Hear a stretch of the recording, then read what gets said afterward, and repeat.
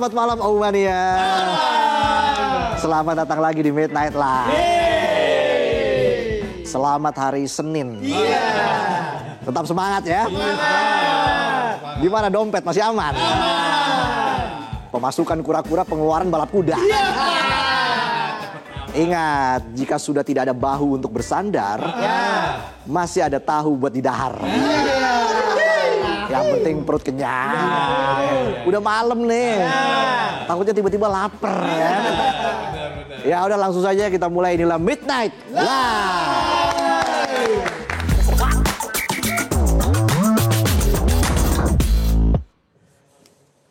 Berita malam ini kita akan bahas dunia pendidikan yang belakangan ini semakin sering jadi bahan gibahan.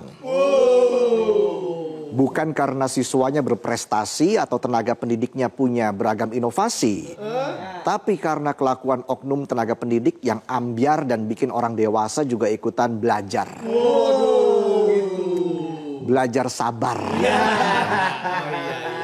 Kayak penonton.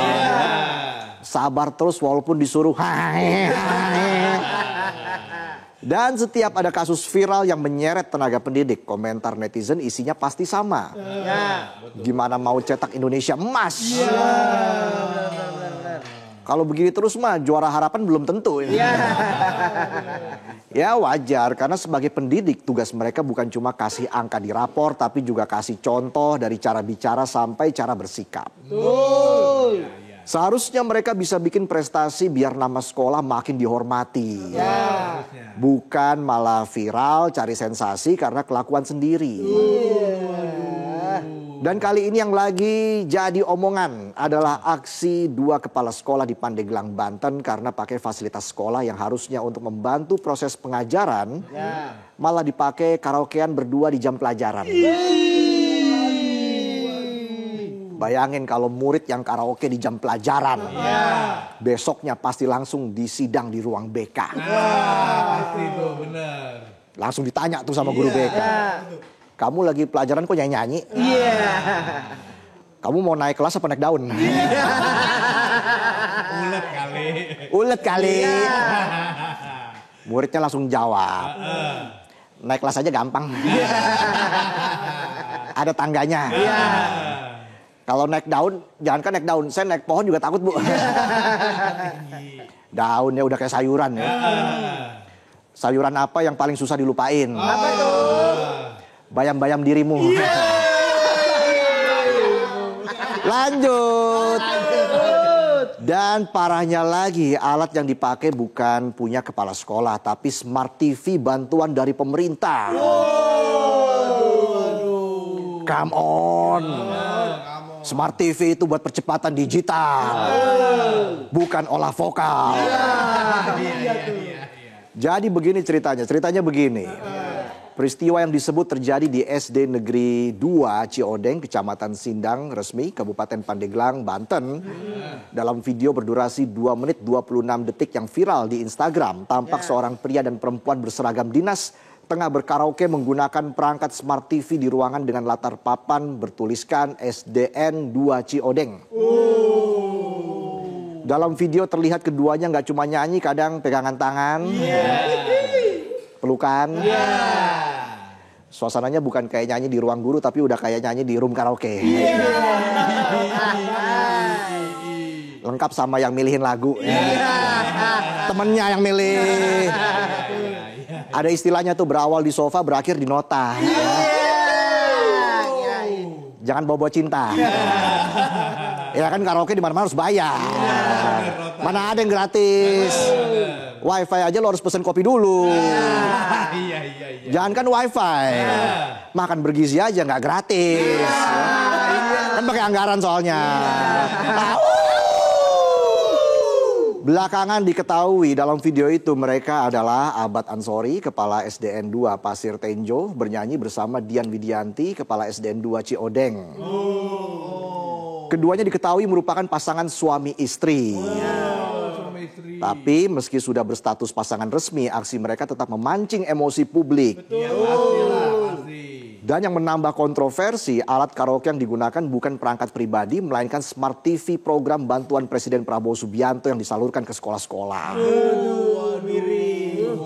Hingga akhirnya mereka berdua membuat video klarifikasi yang berisi penjelasan dan permohonan maaf. Waduh, klarifikasi terus.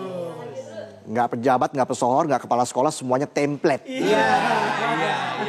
Habis buat salah bukannya introspeksi malah bikin video pakai kamera selfie. Iya tuh benar template. Jadi dalam video klarifikasi yang diterima Dinas Pendidikan, Pemuda dan Olahraga atau Disdikpora Pandeglang, Abad dan Dian menyampaikan permohonan maaf karena telah melanggar etik dan disiplin ASN.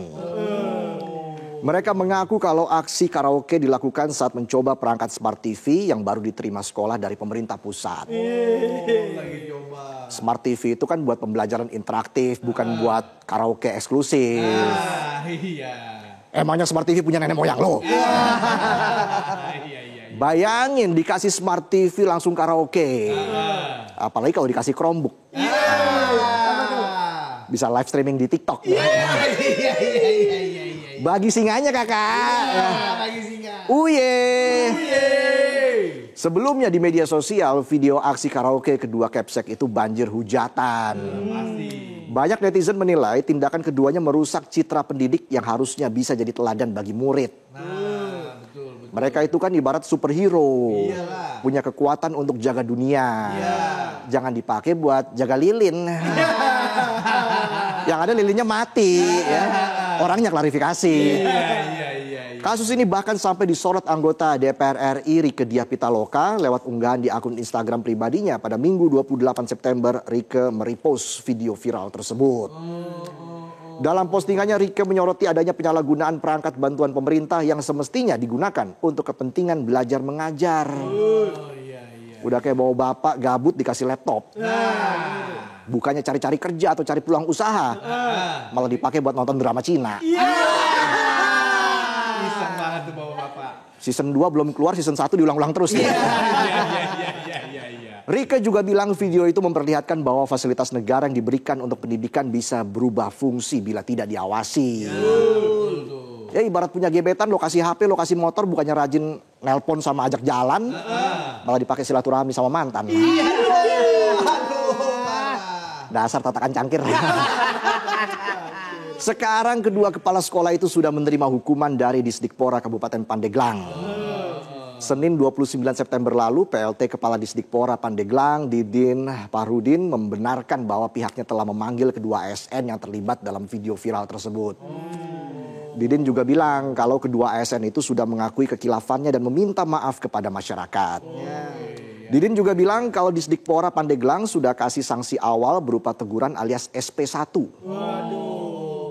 Tapi Didin juga bilang kalau saat ini masih menunggu hasil kajian lebih lanjut dari tim disiplin ASN. Apabila ditemukan pelanggaran berat, tidak menutup kemungkinan hukuman yang lebih serius akan dijatuhkan kepada kedua kepala sekolah tersebut. Hukumannya masih SP1. Ya mirip-mirip sama penonton. Kalau ketahuan telat pulang gara-gara karaokean. SP1 doang. Iya. SP1 ya? Iya. Paling diomelin sama nggak disapa sehari. Iya, benar. Tapi kalau nekat terus ketahuan lagi itu namanya nggak smart. Iya. Siap-siap talak 4. Mentok 3 ya? Iya. Oh, mentok 3 talak? Ya namanya juga komedi ya. Maklumin aja. Iya, betul. Didin mengingatkan bahwa ASN dan tenaga pendidik adalah teladan bagi yang harusnya bisa menjaga perilaku. Ya sebenarnya nggak cuma ASN sama tenaga pendidik yang harus jaga perilaku. Betul. Penonton juga harus jaga perilaku. Kalau tenaga pendidik harus sopan karena teladan. Kalau penonton sopan, saya curiga. Mending jangan sopan. Iya. Udah sopan garuk-garuk paha. Gatel. Apa mau ngutang? Dia pinjam. Paha lu digigit tomcat. Kasus ini juga membuka kembali catatan buruk tentang perilaku ASN dan tenaga pendidik di sejumlah daerah. Sebelumnya di pertengahan Agustus viral di media sosial video yang memperlihatkan sekelompok perempuan mengenakan seragam korpri yang lagi asik nyanyi dan joget di ruang karaoke. Waduh. Dalam beberapa video yang viral, postingan itu disertai tulisan Indonesia emas ada di tangan mereka. Pakai emot ketawa. Kalau pakai emot beruang pelukan kan aku sama kamu. Oh enggak. Apalagi gua. Terkait kasus ini sebenarnya karaokean itu wajar-wajar aja. Cuma ngapain masih pakai seragam, direkam dan dipost di Instagram. Kan jadi rame. Kan kasihan institusinya gara-gara segelintir orang citra lembaga ambyar. Ibarat lo ketemuan sama gebetan ya jangan pakai kaos yang dikasih mantan. Jangan diposting juga. Kalau lo nekat posting ya siap-siap buka Tinder lagi. Selesai. Swap aja. Nearby. Ya. Apal banget. Sebelumnya pada pertengahan Februari tahun ini juga sempat dihebohkan dengan video viral yang menampilkan seorang guru honorer di Jember, Jawa Timur berjoget tanpa busana. Video tersebut beredar luas di berbagai platform. Pelaku dalam video dikenal sebagai Bu Guru S yang merupakan tenaga pengajar honorer yang diperbantukan di salah satu sekolah dasar di Kecamatan Ambulu, Jember. Saat itu videonya menuai reaksi dari banyak pihak mulai dari masyarakat sekitar hingga legislator daerah dan nasional. Merespon hebohnya kasus tersebut, Kepala Dinas Pendidikan Jember, Hadi Mulyono, saat itu mengatakan bahwa Bu Guru S sudah mengundurkan diri sebelum video syurnya viral. Sementara berdasarkan klarifikasi Bu Guru S lewat video yang diposting di akun TikToknya, bilang kalau dia menjadi korban penipuan oleh pacar online. Dia dijanjikan hadiah mobil oleh pacar online-nya jika mau melakukan adegan vulgar dalam video call singkat. Kalau penonton kan wajahnya memang vulgar semua. Ya. Wajahnya nggak sopan. Makanya nggak berani sorot kamera kan? Dari belakang terus ya. Tuh lihat tuh kepalanya aja dari belakang tuh. Dari kasus 2 kepala sekolah yang karaoke pakai smart TV bantuan pemerintah hingga guru honorer yang viral gara-gara video vulgar karena ditipu pacar online, semua menunjukkan satu hal. Bahwa setiap tindakan pribadi tenaga pendidik mau sekecil apapun bisa berdampak besar terhadap nama baik dunia pendidikan. Karena sekali video viral beredar, yang terluka bukan hanya reputasi individu tapi juga marwah pendidikan secara menyeluruh. Pada dasarnya masalah utamanya bukan soal karaoke atau viral di medsos, tapi soal batas etika dan tanggung jawab moral seorang pendidik. Di era digital di mana setiap gerakan bisa direkam dan disebar, keteladanan tenaga pendidik jadi semakin penting. Sebab mereka bukan hanya pengajar di sekolah tapi juga cermin nilai dan karakter di mata siswa dan orang tua. Kalau fasilitas belajar yang diberikan negara masih bisa berubah fungsi jadi sarana hiburan, itu bukan cuma masalah disiplin tapi masalah mentalitas. Bantuan pemerintah akan selalu terlihat tidak berguna selama orang-orang yang menggunakannya tidak punya rasa tanggung jawab. Maka sebelum kita bicara tentang revolusi pendidikan, ada baiknya kita mulai dengan revolusi karakter para pendidiknya. Pada akhirnya guru adalah sosok yang ditiru sebelum didengar. Jika teladan yang ditunjukkan buram, maka cermin yang dipakai siswa untuk melihat dunia pun ikut retak. Pasti bisa. Dan mungkin yang kita butuhkan sekarang bukan sekedar smart TV di setiap kelas, tapi smart attitude. Betul. Di setiap pihak yang menyebut dirinya pencetak generasi emas. Itulah tadi sajian pembuka kami di Midnight Live. Dan usai jeda kami masih punya sejumlah informasi lain. Jadi tetaplah di Midnight Live.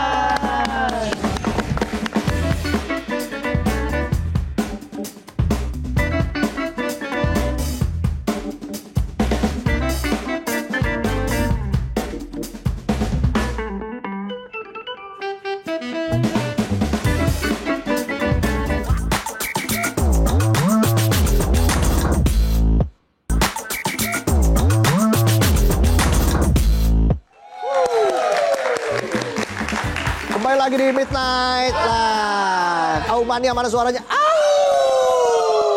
Gitu dong, semangat. Baru juga hari Senin. Ini kan tanggal muda.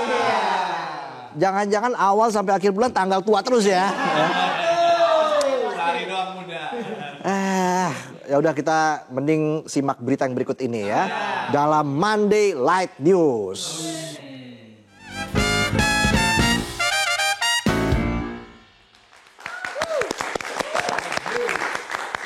Selamat datang di Monday Light News. Kami hadirkan berbagai peristiwa penting dari sejumlah peristiwa ya, dari sejumlah daerah di Indonesia pastinya. Karena Indonesia itu kan luas ya. Pasti banyak beritanya dari setiap daerah. Nah, kita rangkum di sini jadi satu. Ya. Karena ini beritanya dari penangkapan pelaku kriminal hingga kisah pencarian 2 bocah yang hanyut di sungai. Oke, kita langsung saja lihat berita tersebut dalam Monday Light News berikut ini.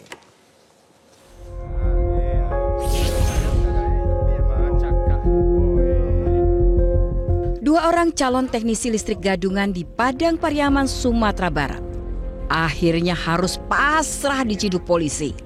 Mereka nyolong kabel dari rumah kontrakan kosong, kayak nggak ada kerjaan lain. Satreskrim Polres Padang Pariaman langsung ngegas ke rumah pelaku berinisial HA. Di sana polisi nemu kabel seberat 40 kg. Itu bukan buat PLN ya, tapi buat nyambung ke penjara. Nggak sampai di situ, rekannya yang berinisial SA juga ikut ditangkap. Mereka digulung bareng tanpa sempat ngucapin, "Ini salah paham, Pak." Sekarang mereka berdua kena pasal 363 KUHP, ancamannya liburan panjang di Hotel Prodeo selama 7 tahun. Ampun.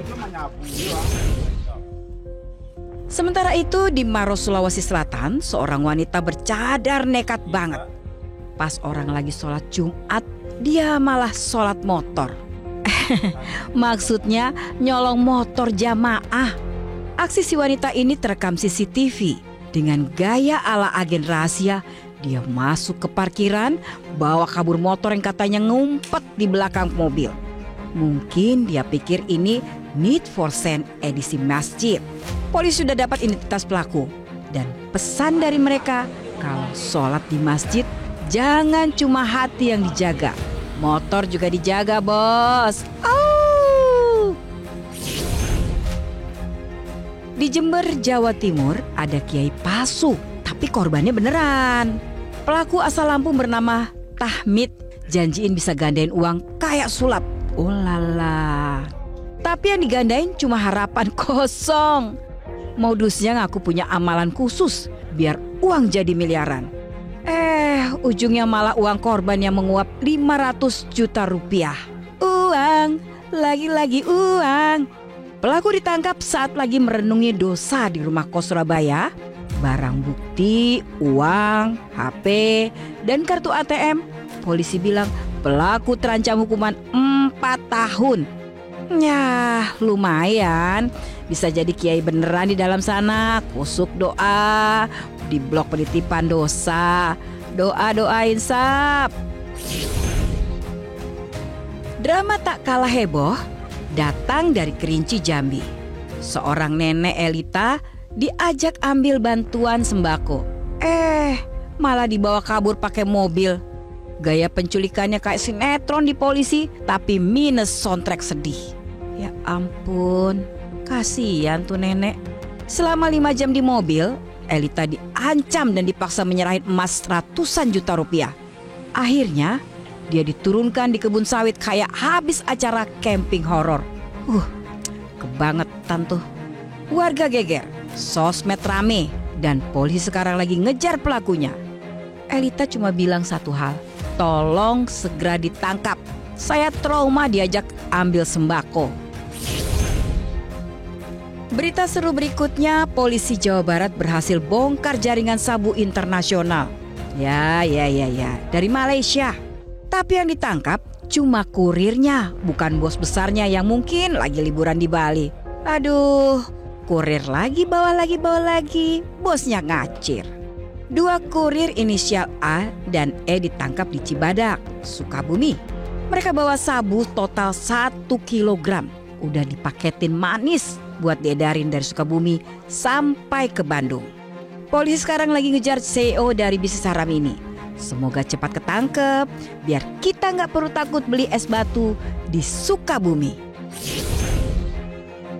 Dan berita penutup yang agak sedih tapi penting. Sedih.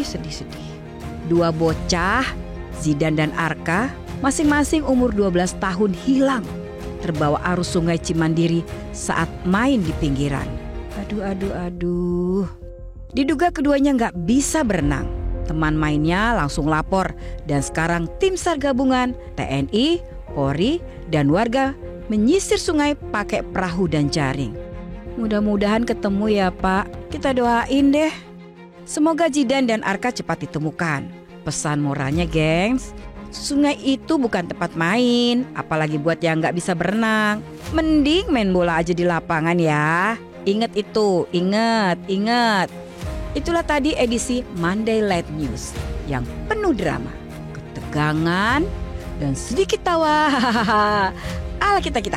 Ingat, jangan jadi pelaku berita, cukup jadi penonton setia. Ya.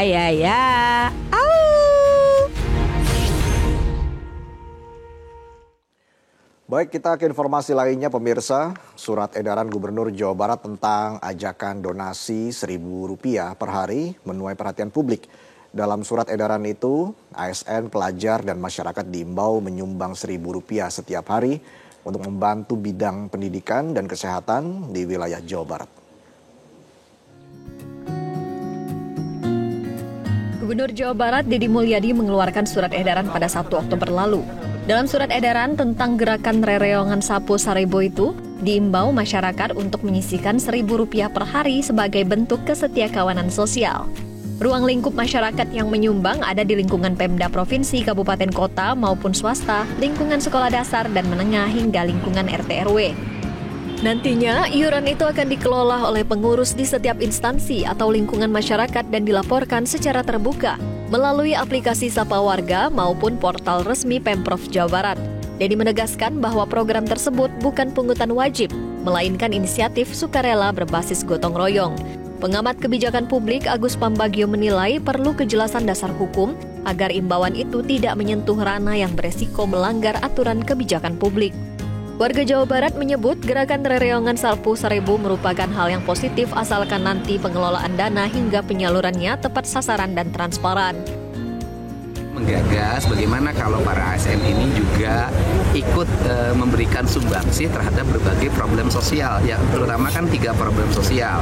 1, masalah orang sakit harus terlayani, baik ketika biaya untuk berobatnya, misalnya BPJS-nya belum terbayar, atau butuh biaya selama di rumah sakit, atau butuh ongkos, atau butuh obat karena tidak tercover oleh BPJS, itu yang pertama. Kedua, anak sekolah, jangan sampai ada kejadiannya kayak di Bogor, orang giliran baju pramuka, itu kan hal yang mudah banget, cuma 300.000.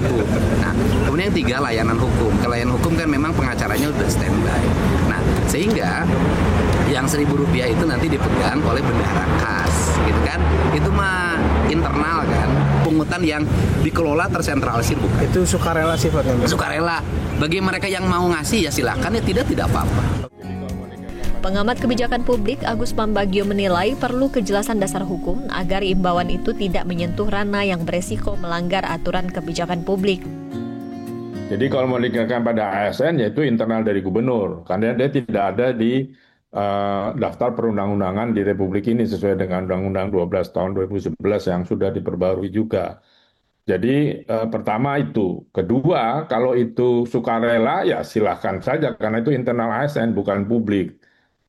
Ya kan, kalau publik harus ada dasar hukumnya. 1, kedua, ketiga, ini kan upaya dari KDM karena dia mau menerobos sistem birokrasi yang sekarang macet, lalu tingginya korupsi di ASN. Sehingga dia melakukan itu dengan mengurangi jatah dia, kemudian tidak ada lagi macam-macam di sistem tender, dan juga dia menambah dari uang dia sebagai kontainer, gitu, sebagai yang punya konten. Nah, itu sih baik-baik saja, tapi sekali lagi kalau minta kepada publik itu harus pakai peraturan gubernur minimal, ya kan? Kalau bisa perda, tapi kalau itu ASN silahkan saja.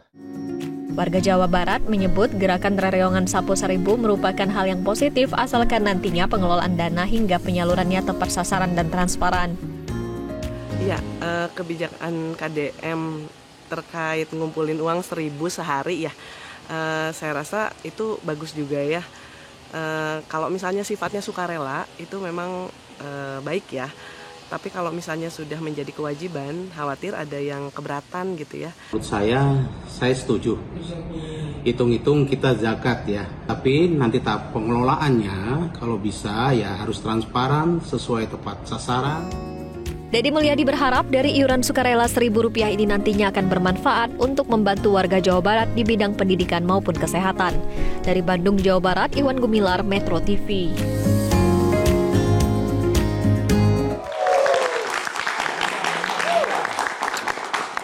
Kita masih punya informasi lainnya. Pemerintah Provinsi DKI Jakarta berencana memindahkan patung Jenderal Sudirman. Pemindahan ini sejalan dengan target pemerintah untuk menjadikan kawasan Duku Atas Jakarta Pusat menjadi area transit oriented development. Berikut ini.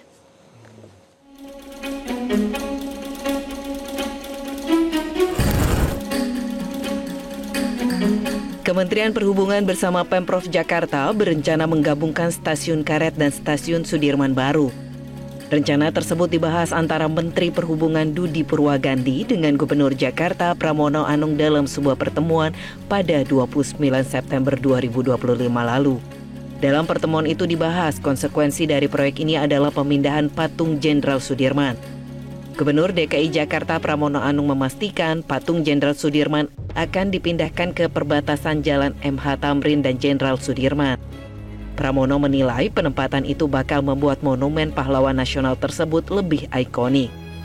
Saya akan memindahkan patung Sudirman betul-betul perbatasan antara Tamrin dan Sudirman, sehingga tempatnya malah menjadi lebih ikonik. Pas mau naik ke atas Sudirman ke Duku Atas, sehingga dengan demikian patung itu betul-betul akan bisa dinikmati oleh warga Jakarta, terutama kalau sedang macet, karena akan nampak menjadi lebih baik dan tentunya itu yang kita atur lebih baik. Sementara itu, Menteri Perhubungan Dudi Purwagandi menyebut pemindahan dilakukan seiring pembangunan kawasan Transit Oriented Development atau TOD Duku Atas yang akan menjadi simpul utama integrasi moda transportasi massal di Jakarta. Jalan Sudirman, stasiun Duku Atas, kemudian juga ada beberapa hal khususnya berkaitan dengan transportasi, sangat baik dan sangat konstruktif pertemuan kami. Dan harapan kami bahwa TOD, kemudian juga stasiun Karet, Sudirman itu dalam waktu cepat bisa kami realisasikan. Hal-hal lain yang kami bahas diantaranya khususnya adalah transportasi kereta. Banyak hal yang bisa kami tingkatkan antara pemerintah pusat dengan pemerintah DKI Jakarta. Dan kami akan follow up terus sehingga apa yang menjadi harapan masyarakat DKI khususnya berkaitan dengan transportasi publik, kereta api khususnya dapat bisa kami realisasikan dengan cepat. Saya rasa demikian dari kami. Nantinya, TOD Duku Atas akan menghubungkan MRT, LRT, KRL hingga kereta bandara sehingga warga tidak perlu keluar gedung untuk berpindah moda transportasi. Proyek ini ditargetkan rampung pada tahun 2027 dan diharapkan menghadirkan pengalaman mobilitas yang lebih nyaman, aman, dan efisien bagi masyarakat. Tim Liputan, Metro TV.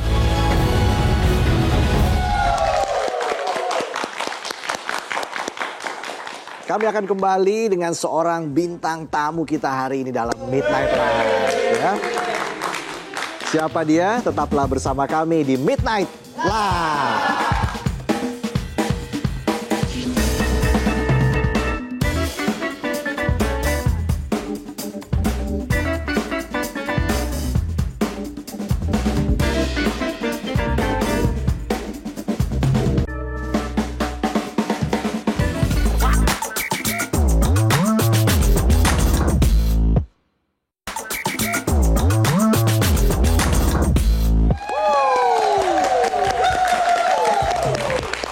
Kembali lagi di Midnight Live. Aumania, mana suaranya? Nah, untuk segmen ini kita sudah hadirkan seorang bintang tamu. Penyanyi muda berbakat sedang naik daun. Kalau penonton kan naik tangga aja ya. Langsung saja kita sambut Cynthia Gabriela. Selamat malam Cynthia. Apa kabar? Selamat malam Om. Kita kan cuma beda setahun 2 tahun doang. Panggil nama aja nggak apa-apa. Gimana Cynthia? Ya puji Tuhan, baik, sehat. Sehat ya. Om apa kabar? Saya selalu sehat dong. Kalau penonton sehat, saya pasti sehat. Terima kasih Cynthia sudah hadir ya malam-malam. Kita ajak begadang dulu ya. Kita berikan tepuk tangan sekali lagi untuk Cynthia.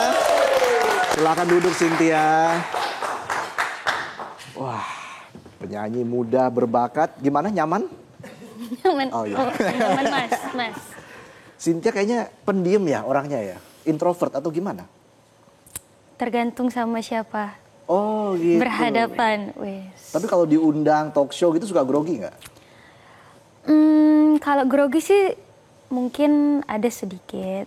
Tapi itu awal-awal aja. Kebelakangan nanti udah nggak lagi. Cair ya? Cair. Kebelakangnya saya yang grogi ya. Iya. Katanya kalau ketemu orang tuh sampai nyiapin daftar pertanyaan. Betul seperti itu? Betul. Oh ya? Iya. Sedetail apa pertanyaannya tuh? Sedetail, pokoknya seputar apa yang mau dibahas biasanya Cynthia udah tulis di notes handphone. Bahkan pantun juga udah disiapin. Oh ya? Ya. Pantun? Mau dengar? Boleh. Oke. Ikan patin makan ulat bulu. Cakep. Selamat hari Senin buat kamu yang manis selalu.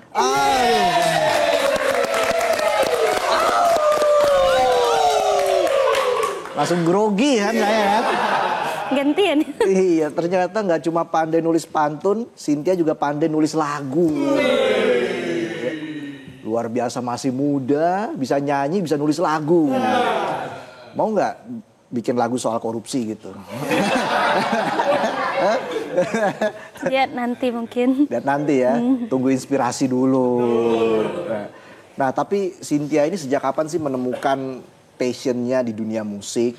Dan akhirnya Cynthia serius menggeluti dunia musik. Sejak kapan tuh? Sejak usia berapa? Kalau awal-awal suka musik sebenarnya karena terlahir di keluarga Batak. Oke. Jadi kan emang budayanya apa-apa nyanyi. Jadi dari kecil mungkin dari umur 5 tahun 6 tahun udah sering lihat keluarga itu sering nyanyi. Akhirnya Cynthia pun biasanya di gereja juga udah nyanyi dari umur 6 tahun, 7 tahun. Umur 6 tahun, masih muda banget ya. Udah disuruh nyanyi, nyanyi gitu. Ke atas panggung, itu nggak grogi tuh ke atas panggung nyanyi? Kayaknya pas kecil nggak kepikiran malu-malu. Nggak kepikiran, jadi karena emang keluarga yang nyuruh untuk maju, jadi Cynthia ya udah nggak apa-apa. Karena yang dilihat cuma keluarga-keluarga aja. Oke, makanya berani ya. Kalau sekarang ini memang penonton yang dilihat ini kan ya sedikit apa ya, liar lah ya. Emang harus waspada sini ya. Tapi dulu awal karir kan sering mengcover lagu. Lalu belajar mulai nulis lagu, bikin lagu sendiri. Nah itu bisa ceritain sedikit dong Sin soal perjalanan karir kamu dulu. Mulai dari cover lagu sampai akhirnya berani untuk menulis lagu sendiri. Jelasinnya di sini atau di WhatsApp? Di DM boleh, di DM ya. Di sini mah yang formal-formal aja. Oke. 10 menit, 15 menit. Nanti kan kalau di DM sampai subuh ya. Yang ada gue tidur di luar. Silakan sih. Iya, perjalanannya sebenarnya awalnya itu 2018. Cynthia mulai dari musisi cover. Tadinya nge-cover lagu musisi-musisi band lah gitu ya. Salah satunya adalah Manji pada saat itu. Oh, iya. Jadi Cynthia nge-cover lagunya Manji waktu itu Bidadari Tak Bersayap. Dan ternyata puji Tuhan ada momennya Manji itu ketemu sama Cynthia dan langsung bikinin original song. Single Cynthia yang pertama itu di 2019. Dan sampai akhirnya setiap tahun Cynthia selalu mengeluarkan single dan sekarang kurang lebih ada 11 ya? Iya. Oh cukup banyak ya? Cukup banyak. Lagunya Manji cocok soalnya sama Cynthia kan, Bidadari Tak Bersayap. Masuk. Bisa aja korek warteg. Nah, pastinya Cynthia kan punya seorang idola yang menginspirasi Cynthia sampai sekarang. Boleh tahu siapa musisi yang benar-benar kamu idolain? Musisi yang diidolain, ya tadi Manji sih. Manji? Manji. Oh, oke. Karena... Jadi cocok banget ya? Iya. Bisa ketemu langsung, cover lagunya. Dan Manji itu salah satu, menurut Cynthia, musisi yang mengedukasi para musisi cover untuk menciptakan karya orisinil. Jadi kita pada saat itu diajarkan untuk berani nulis lagu sendiri, karena pada akhirnya kan musisi sebaiknya punya lagu sendiri, karena itu kan yang akan membentuk pribadi musisi tersebut. Biasanya inspirasinya dari mana tuh kalau nulis lagu sendiri? Dari kisah percintaan, dari di ghosting cowok, apa aja tuh kalau boleh tahu tuh inspirasinya tuh? Kalau inspirasi sebenarnya dari perjalanan hidup Cynthia, juga perjalanan spiritual pastinya, yang pastinya semua orang pasti punya masalah, dan Cynthia berangkat dari masalah-masalah itu. Jadilah sebuah lagu-lagu kehidupan sekarang yang Cynthia tulis. Susah nggak belajar nulis lagu awal-awal dulu? Jujur susah, karena memang Cynthia udah terbiasa ditulisin biasanya lagunya. Yang sekitar 8 atau 9 lagu Cynthia ditulisin, terus yang 4 lagu terakhir ini Cynthia nulis sendiri. Jadi pressure-nya ada, karena pasti perlu banyak belajar juga, baca buku, sering ngobrol. Sebenarnya Kucil, Cynthia jadi lebih butuh ngobrol sama para musisi sih, karena dari situ belajar, oh ternyata nulis lagu itu kayak gini. Walaupun nggak ada yang patokannya, tapi at least kita punya bisa menyampaikan pesan ke para pendengar kita. Berani terima masukan ya dari senior-senior. Karena kalau musisi itu ingin berkembang, ingin cepat sukses ya harus bisa menerima masukan dari orang-orang sekitar ya. Bisa jadi itu jadi inspirasi juga kan buat menulis lagu, buat berkarya. Nah, ini kan kamu juga punya sederet single yang sudah populer ya. Lelah Dilatih Rindu ya. Aku Sayang Kamu, Aku Sayang Aku, ya. Aku Sayang Aku. Terus ada lagi yang judulnya Nikmati Perjalanannya. Bagaimana itu prosesnya sehingga kamu, proses kreatifnya ya, sehingga kamu bisa menciptakan banyak single. Pasti kan banyak tantangannya juga. Apa yang paling menantang buat kamu ketika menciptakan single-single itu? Yang pasti paling menantang yang tadi dari perubahan musisi cover ke penyanyi yang punya orisinil, itu dari situ sebenarnya udah ada pressure-nya ya, udah ada tantangan. Karena kalau dulu biasanya dicintai sebagai musisi cover, sekarang dicintai sebagai penyanyi yang menciptakan lagu. Terus juga puji Tuhan Cynthia juga dipertemukan sama orang-orang yang sejalan sama Cynthia. Menurut Cynthia itu salah satu berkat yang atau rezeki yang nggak bisa dibilang, nggak bisa diungkapkan, karena bersyukur banget. Ternyata dalam jalan Cynthia di perjalanan musik ini dipertemukan sama orang-orang yang banyak kasih masukan, terus juga kasih Cynthia banyak pengetahuan lah di dunia musik ini. Terlepas juga Cynthia sebenarnya kan domisilinya di Medan. Ya, jadi banyak traveling? Banyak traveling. Ya, bolak-balik dengan Jakarta. Jangan dulu, tenang. Oke, tenang. Jadi banyak tantangan lah, pasti kan mobilitasnya kurang. Tapi di balik itu semua, ya ternyata prosesnya menyenangkan. Iya, nggak cuma soal uang, rezeki itu. Ya itu sebenarnya intinya tidak selalu tentang uang, tapi dikelilingi sama orang-orang yang support kita. Itu sih yang buat Cynthia kuat berkarya. Yang harus disyukuri juga. Apalagi Cynthia sekarang juga mengeluarkan single terbaru ya. Judulnya Panjang Umur. Maknanya apa ini panjang umur? Soal ulang tahun kah atau soal apa? Ya, panjang umur biasanya sebenarnya dikaitkan sama ulang tahun kan. Tapi sebenarnya lagu ini itu berisi tentang doa dan harapan buat orang-orang yang kita sayang secara tulus. Iya. Jadi biasanya kan kalau ulang tahun pasti selalu ada panjang umur kan. Iya. Dan sebenarnya di lirik lagu ini ada yang paling Cynthia suka itu verse-nya. Tambah 1 usiamu, semoga kau sehat selalu. Ingat ada aku yang sayang padamu. Jadi tapi itu sebenarnya bukan ngomong ke orang, sebenarnya itu ngomong ke diri sendiri. Iya, walaupun nggak ada yang merayakan, orang lain nggak merayakan kita tetap bisa merayakan diri kita sendiri. Saya udah GR soalnya. Udah berapa kali Cynthia bilang sayang ke saya. Malam-malam. Itu yang belakang nyaut mulu, siapa sih yang belakang itu? Ke depan mimpi besar kamu apa yang ingin kamu capai? Mimpi besar yang ingin Cynthia capai pastinya supaya lagu-lagu Cynthia itu bukan hanya didengarkan sama orang-orang, tapi bisa jadi teman buat orang-orang yang membutuhkan dukungan atau pelukan. Karena Cynthia tahu kalau misalnya lagu itu bisa mempengaruhi mood seseorang, jadi Cynthia mau lagu-lagu Cynthia itu juga bisa memeluk para pendengar Cynthia. Wih, itu ya. Dia selalu terasa hangat dan dekat. Udah pada penasaran kan? Iya. Kita langsung saksikan bersama ya penampilan Cynthia Gabriela yang akan membawakan single terbarunya, Panjang Umur. Silakan Cynthia.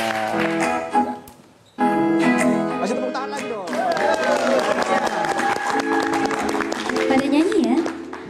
Tambah 1 usiamu, semoga kau sehat selalu. Ingat ada aku yang sayang padamu.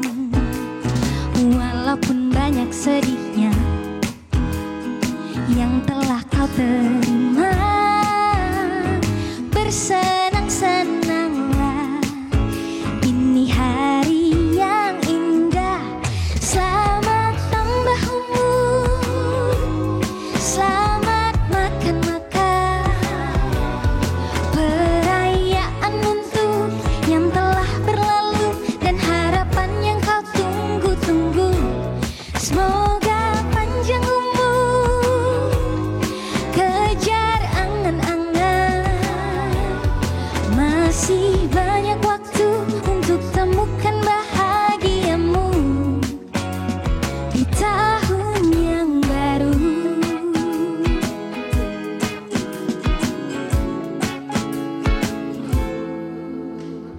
Ku ucapkan terima kasih karena kau telah melangkah sejauh ini.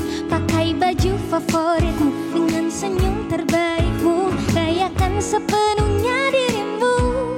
Selamat tambah umur, selamat makan-makan, perayaan untuk yang telah berlalu dan harapan yang kau tunggu-tunggu. Semoga panjang umur, kejar angan-angan, masih banyak waktu untuk temukan bahagiamu di tahun yang baru. Selamat ulang tahun di tahun yang baru.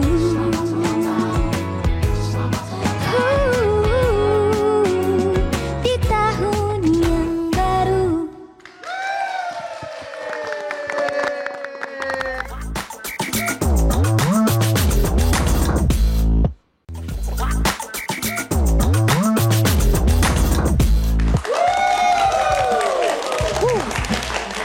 Kembali lagi di Midnight lah. Gimana? Makin semangat kan? Habis lihat narasumbernya Cynthia Gabriela tadi, mata melotot tuh. Kita masih punya informasi. Itu di belakang siapa sih nyaut-nyaut mulu tuh? Oh ternyata bos gua nih. Ada di belakang bos gua. Oke, Festival Jakarta World Cinema 2025 resmi ditutup dengan penayangan film It's Just an Accident yang memukau penonton. Ajang berskala internasional ini menampilkan lebih dari 100 film selama 8 hari, termasuk karya-karya pemenang penghargaan bergengsi dunia seperti Cannes. Tahu nggak Cannes? Tulisannya Cannes itu loh. Cannes, bacanya Cannes. Ada beef, bukan daging ya, BIFF. Dan Sundance. Ini dia informasinya. Ya, saya baca saja informasinya ya. Malam penutupan berlangsung meriah dengan kehadiran sejumlah insan perfilman Indonesia seperti Wulan Guritno, Cinta Laura, Karesta Taufan, dan Marisa Anita yang menilai festival ini mampu membuka ruang baru bagi perkembangan industri film nasional. Selain pemutaran film, JWC 2025 juga memberikan penghargaan kepada para sinias muda melalui kompetisi film pendek. Film Babon karya Sinung Dina Yoko meraih juara pertama, disusul drama karya Joni Astin Naryadi dan Pembayun karya Dian Parasto. Menteri Kebudayaan Fadlizon yang turut hadir menyebut festival ini sebagai ajang penting untuk melahirkan generasi baru perfilman Indonesia serta menegaskan dukungan pemerintah dalam mengembangkan karya para pemenang menjadi film panjang. Oke lagi. Oke. 1, 2. Sekali lagi.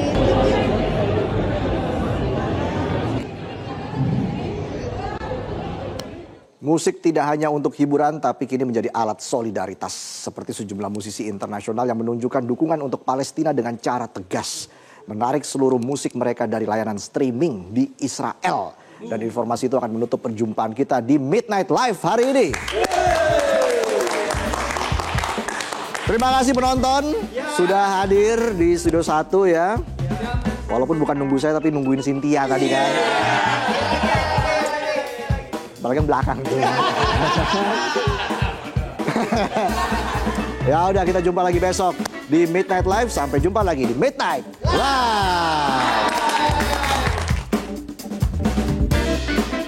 Dunia musik internasional kini ikut bersuara untuk Palestina. Dua nama besar, Björk dan Paramore, bahkan resmi menarik seluruh musik mereka dari layanan streaming di Israel demi menunjukkan solidaritas terhadap bangsa Palestina. Langkah Paramore dan Björk menjadi bagian dari gerakan No Music for Genocide yang diikuti lebih dari 400 musisi dan label independen di seluruh dunia. Aksi ini dilakukan sebagai bentuk solidaritas dengan rakyat Palestina yang masih menghadapi penderitaan di Gaza dan tepi barat. Para musisi ini meminta agar musik mereka tidak tersedia di wilayah Israel sebagai tekanan terhadap kebijakan pemerintah yang dianggap menindas warga Palestina.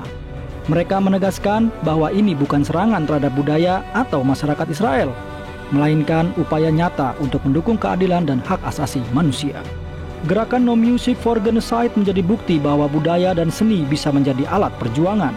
Dengan solidaritas global, para musisi berharap dunia lebih memperhatikan penderitaan rakyat Palestina dan menuntut gencatan senjata serta keadilan yang segera. Sebelum pada 17 September lalu, sejumlah selebritas ternama dunia juga menunjukkan solidaritasnya terhadap Palestina melalui gerakan Together for Palestine. Mereka bersama-sama menyuarakan dukungan dan menyerukan penghentian kekerasan di Gaza. Gerakan Together for Palestine telah menarik perhatian global dengan partisipasi dari berbagai artis internasional. Video kampanye yang dirilis pada 17 September 2025 menampilkan pesan-pesan kuat dari para selebritas yang menyerukan gencatan senjata dan penghentian genosida di Gaza. Beberapa nama besar terlibat antara lain Billie Eilish, Cillian Murphy, Florence Pugh, Gorillaz, dan Joaquin Phoenix. Selain video kampanye, acara amal Together for Palestine juga digelar secara daring dan dihadiri oleh ribuan penonton dari berbagai belahan dunia. Acara ini bertujuan untuk menggalang dana dan meningkatkan kesadaran global mengenai situasi di Gaza. Para artis menegaskan bahwa gerakan ini bukan hanya tentang hiburan, tetapi juga tentang menyuarakan keadilan dan hak asasi manusia.